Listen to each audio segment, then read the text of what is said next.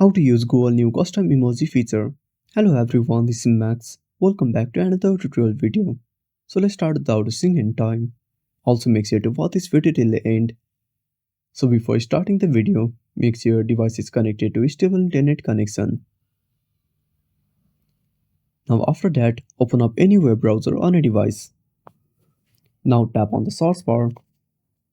Now type Emoji Kitchen. Now once you're done, simply tap on search at the bottom right corner. Now tap on Get Cooking.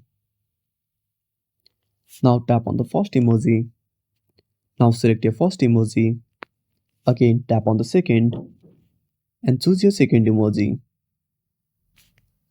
Now once you're done, simply tap on the copy icon. Now go back to the home screen.